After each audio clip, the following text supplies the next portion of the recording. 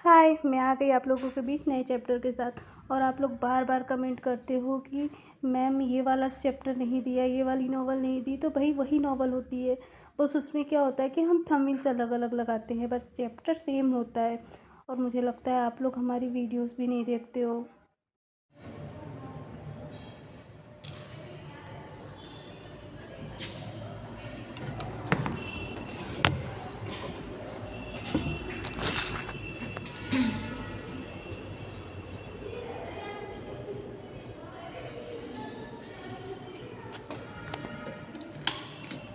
First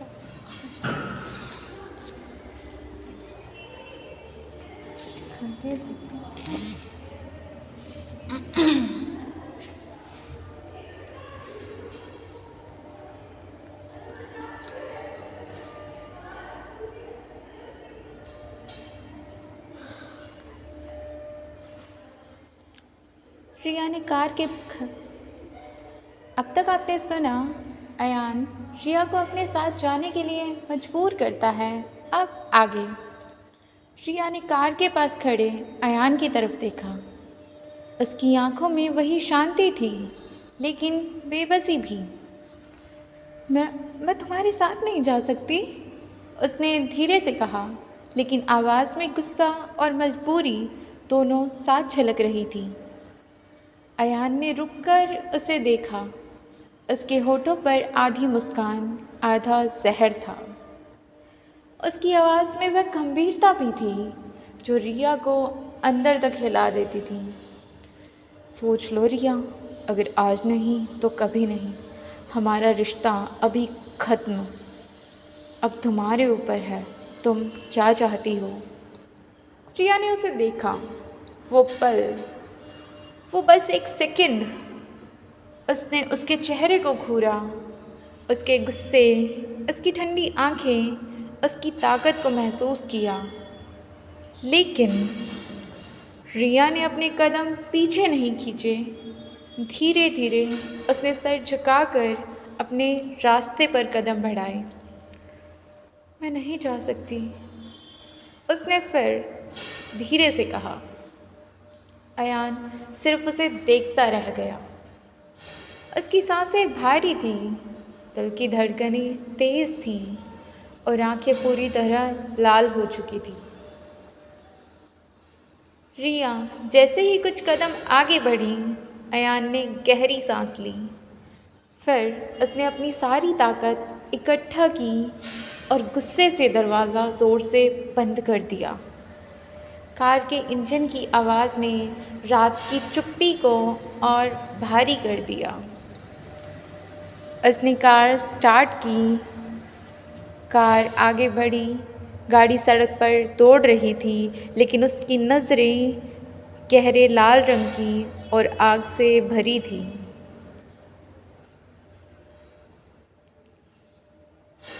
हवा गाड़ी के शीशे से टकरा रही थी, लेकिन अयान के अंदर की गर्मी आग बन चुकी थी। उसके हाथ स्टीयरिंग व्हील पर कसते जा रहे थे। उंगलियों के जोड़ सफ़ेद पड़ चुके थे। आंखें पूरी तरह लाल थी, गुस्से से नहीं, दर्द से। पर आंसू अंदर थे, उबल रहे थे, लेकिन एक बूंद भी बाहर नहीं आई। वो खुद को टूटने का मौका नहीं दे रहा था। गाड़ी तेज़ और तेज़ होती गई। सड़क खाली थी और दिमाग में सिर्फ रिया की आवाज़, मैं नहीं जा सकती। उसके होठ हल्के से खुले, जैसे उसने खुद से ही कहा, ठीक है रिया, तुम चली गई, लेकिन याद रखना, मैंने रोकर नहीं हारा। मैं बस खत्म हो गया अंदर से। उसकी आंखें लाल और गुस्से से भरी थी, सांसें भारी, सीने में अजीब सा दर्द, चुभन, जैसे कोई अंदर से खुरच रहा हो। लेकिन वो रुका नहीं। गाड़ी और तेज़, जितना तेज़ उतनी ही तेज़ उसके अंदर की खामोशी थी। और दूसरी तरफ रिया अपने कमरे तक पहुंची। जैसे दरवाज़ा बंद हुआ, उसकी सारी हिम्मत टूट गई। वो पलंग पर बैठी भी नहीं, बस फर्श पर घुटनों के बल बैठ गई, चेहरा हाथों में छुपाए और आवाज़ दबाकर रोने लगी। वो रोते हुए बोली, क्यों आए तुम वापस मेरी लाइफ में? अगर तुम नहीं आते तो यह सब नहीं होता अयान। उसका गुस्सा भी अयान पर और खुद पर भी, क्योंकि वो जानती थी उसने ना कहने से किसी एक का नहीं, दोनों का दिल तोड़ा था। कुछ देर बाद अयान अपनी गाड़ी घर के गेट पर रोकता है। उसका चेहरा अभी भी लाल था, आंखें कांच की तरह चमक रही थी, पर सूखी क्योंकि उसने रोने की इजाज़त खुद को नहीं दी थी।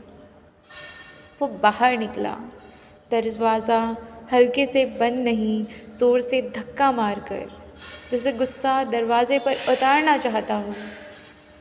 चलते हुए उसके कदम भारी थे, उसके अंदर बस एक तूफ़ान ही था। क्यों नहीं आई वो?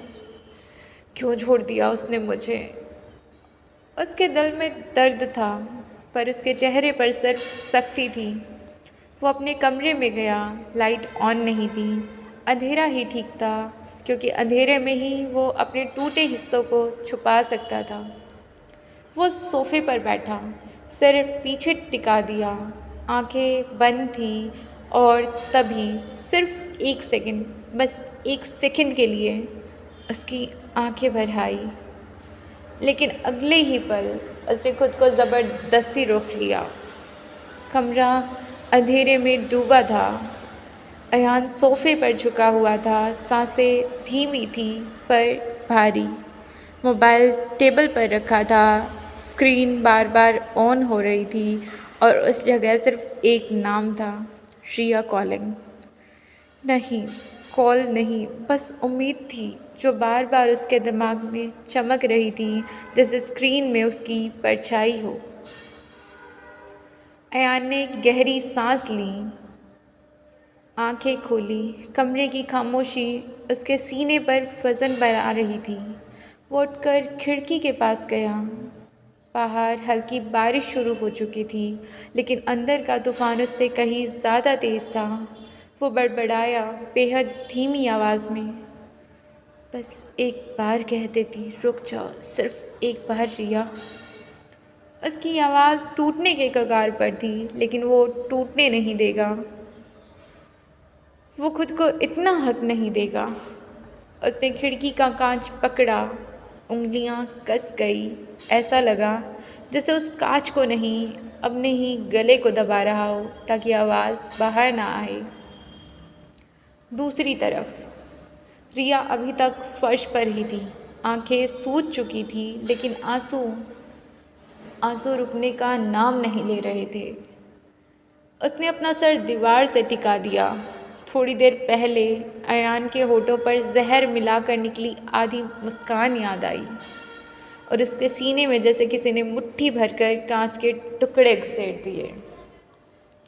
वो धीमी आवाज़ में बोली, क्यों इतना इम्पोर्टेंट हो तुम मेरे लिए? उसने अपनी उंगलियों पर कस कर भींचा। और क्यों मैं तुम्हें चोट देने से खुद को रोक नहीं पाती? आखिर क्यों? पर उठने की कोशिश करती है, पर पैर कांप गए। फिर से बैठ गई। कमरे में उसकी सिसकियों की आवाज़ ही गूंज रही थी। उसने मोबाइल उठाया, अयान का चैट खुला, टाइप किया, आई एम सॉरी। कुछ सेकंड तक उसे देखा और फिर डिलीट कर दिया। फिर टाइप किया, आई नीड टाइम, डिलीट। फिर प्लीज़ कम बैक, ये भी डिलीट। आंखें बंद करके उसने फ़ोन एक तरफ फेंक दिया और खुद से फुसफुसाई, अगर मैं मैसेज करूँगी तो वो मुझे कमज़ोर समझेगा, और अगर ना करूँ तो शायद वो कभी वापस ही ना आए। उसके अंदर एक खामोशी का तूफ़ान था जो उसे खुद से लड़वा रहा था।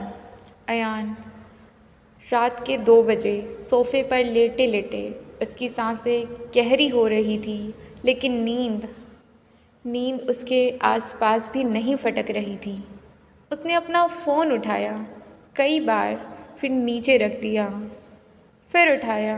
वो रिया का चैट खोलकर देखता रहा, जैसे उम्मीद कर रहा हो वो अचानक टाइप करती दिखेगी, रिया is typing.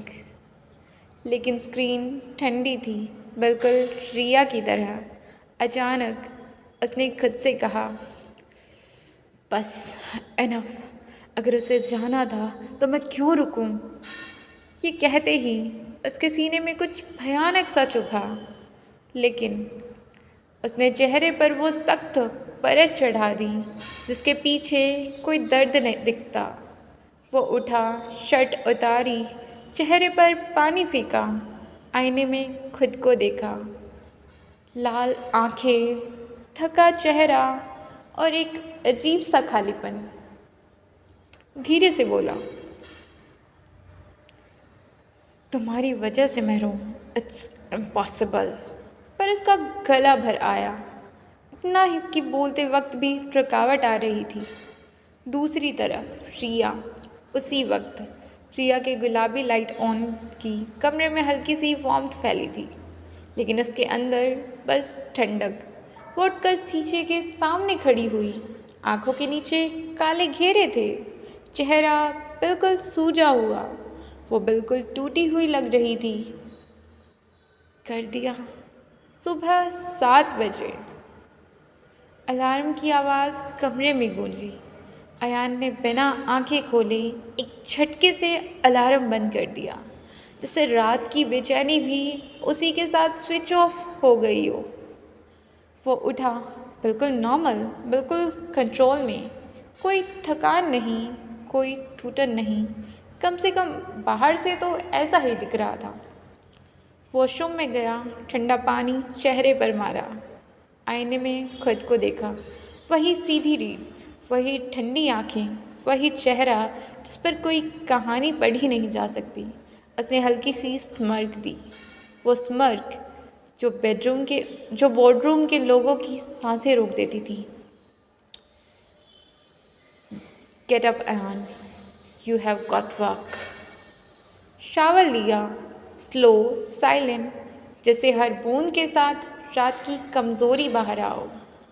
Dressing room, wardrobe खुला, dark charcoal three piece suit, custom tailored, shoulder पर परफेक्ट फिट, जैसे ये कपड़े नहीं उसका रत्बा हो। White shirt, crisp, no crease, black tie, simple लेकिन खतरनाक एलिगेंस वाली। कफलिंग्स लगाए, सिल्वर, मिनिमल, रॉयल। घड़ी पहनी, हैवी डायल, कम शब्दों में ताकत दिखाने वाली। परफ्यूम की हल्की सी स्प्रे, स्ट्रॉन्ग, डोमिनेंट, याद रह जाने वाली। जूते पॉलिश्ड ब्लैक, इतने चमकदार कि ज़मीन भी खुद को छोटा समझे। वो तैयार था पूरी तरह से। सीढ़ियाँ उतरते वक्त उसका फ़ोन वाइब्रेट हुआ। एक सेकंड के लिए उसकी उंगलियां रुकी, स्क्रीन लॉक पर नज़र गई, कोई नोटिफिकेशन नहीं। उसने फ़ोन जेब में डाल दिया, बिना एक्सप्रेशन बदले ब्रेकफास्ट टेबल पर बैठा, कॉफ़ी का एक सिप लिया, चेहरे पर वही ठहराव, वही शांति, जिसे रात कभी हुई ही नहीं। ड्राइवर ने दरवाज़ा खोला, अयान बाहर निकला, सनलाइट उसके कंधों पर पड़ी और वो किसी राजा की तरह कार में बैठ गया। दरवाज़ा बंद हुआ, कार आगे बढ़ी, पीछे रह गया एक कमरा, एक रात और एक नाम जिसे उसने अपने चेहरे से बिल्कुल हटा दिया था। लेकिन दिल से ये सवाल अभी उसे खुद नहीं पता था। दूसरी तरफ सुबह का वक्त, रिया की रात खत्म ही नहीं हुई थी, बस अंधेरा हल्का पड़ा था। आंखें खुली थी लेकिन नींद कहीं नहीं थी। पलक पर बैठी रही पूरी रात एक ही पॉइंट पर घूरते हुए। जब अलार्म बजा उसने बंद नहीं किया, बस उसे बजते रहने दिया जैसे खुद को सज़ा दे रही हो।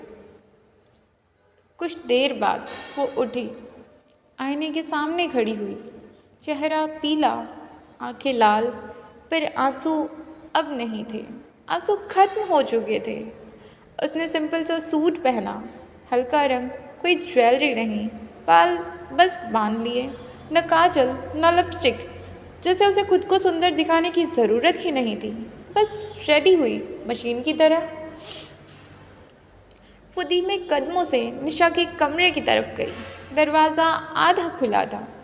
अंदर निशा बिस्तर पर बैठी थी, आंखों में रात की बेचैनी, हाथ बार बार चादर को मरोड़ते हुए। रिया को देखते ही उसने तुरंत पूछा, आवाज़ में घबराहट थी, वो गया या अभी भी यहीं है? रिया एक पल को रुकी, लेकिन सिर्फ एक पल के लिए।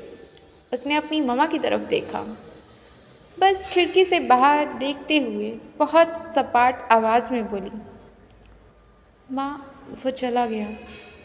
एक सेकंड की चुप्पी, फिर उसने वहीं सपाटपन बनाए रखा, अब कभी नहीं आएगा।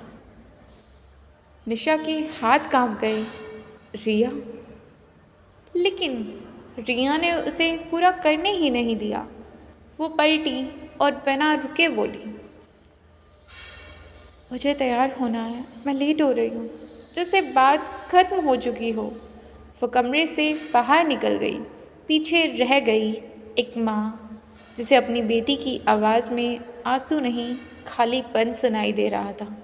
और रिया वो कॉरिडोर में चलते हुए पहली बार रुकी, दीवार से टेक लगाई, आंखें बंद की, लेकिन रोई नहीं, क्योंकि कुछ टूटने के बाद आंसू भी साथ छोड़ जाते हैं।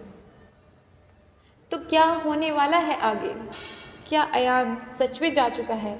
क्या वो अब कभी वापस नहीं लौटेगा? क्या ये रिया और अयान के रिश्ते का अंत था, या फिर होने वाला है कुछ और? जानने के लिए सुनते रहिए feeling for my x daughter, and thank you for listening. Please share your reviews. Guys, आप लोग बिल्कुल भी रिव्यूज़ नहीं दे रहे हैं, ना लाइक कर रहे हैं, ना कोई कमेंट कर रहा है।